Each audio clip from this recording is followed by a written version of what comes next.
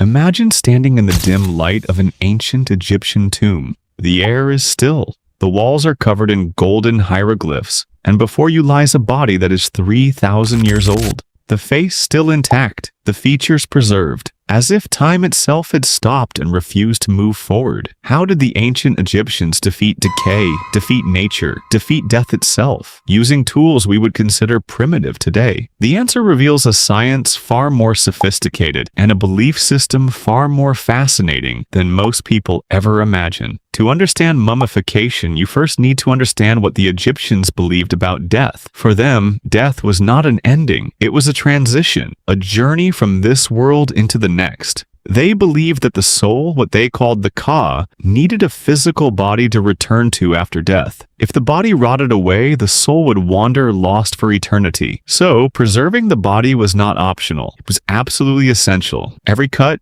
every ritual, every layer of linen was an act of devotion. Mummification was not simply about preserving a corpse, it was a doorway to eternal life. This process took exactly 70 days. Here is what happened, step by step. The moment a pharaoh died, the priests began their work. They made a small incision on the left side of the body and carefully removed the major organs, the lungs, the liver, the stomach, and the intestines. But one organ was never touched, the heart. The heart always stayed inside, because in the afterlife, the heart would be weighed on a golden scale against the feather of the goddess Mot, the feather of truth and justice. If the heart was pure, the soul passed into paradise. If it was heavy with sin, it was devoured by a monster. No priest would ever dare remove it. Now here is where things get truly remarkable. The brain had to go. Priests inserted a long, thin metal hook through the nostril, broke through a thin bone inside the skull, and pulled the brain out piece by piece through the nose. The skull was then rinsed with liquid resin to clean it completely. Why? Because the Egyptians did not believe the brain held any value. In their understanding, all thinking and feeling happened in the heart. The brain was simply empty space. Each removed organ was placed in its own sacred container, known as a canopic jar. There were 4 jars, each shaped like one of the 4 sons of the god Horus. The jackal head protected the stomach, the human head protected the liver, the baboon head protected the lungs, the falcon head protected the intestines. These jars were buried alongside the mummy so the body and its organs would be reunited in the afterlife. The body was then packed and covered completely in natron, a natural mineral salt found in dried lake beds across Egypt. Natron absorbed moisture rapidly and stopped decay almost entirely. The body was left buried in this salt for 40 days. When the priests returned, it was dry, preserved, and ready for the next stage. The priests then anointed the skin with fragrant oils, cedar resin, and beeswax, restoring its flexibility and protecting it from the air. The body cavity was stuffed with dried linen and fragrant herbs to give it back its natural human shape. Then came the wrapping. Starting from the fingertips and toes, priests wrapped the entire body in hundreds of meters of fine white linen bandages over several careful days. Between each layer, they placed sacred amulets inscribed with spells from the Book of the Dead, each charm protecting a specific part of the body on its journey through the underworld. Finally, the high priest performed the most sacred ritual of all, the opening of the mouth ceremony. Using a ceremonial tool, he touched the lips, eyes, nose, and ears of the mummy, reciting ancient prayers to restore its senses, its ability to speak, see, hear, and breathe in the afterlife. Only after this was the pharaoh truly ready to enter eternity. This science evolved and was refined over 2,000 years of practice and devotion, generation after generation of priests passing their knowledge forward. And it worked. When archaeologists opened royal tombs after 30 centuries of darkness, they found mummies so well preserved that scientists could study their DNA, diagnose their diseases, and even reconstruct their faces. The ancient Egyptians could not stop death, but through knowledge, faith, and an extraordinary dedication to their craft, they did something no civilization has ever matched. They conquered time.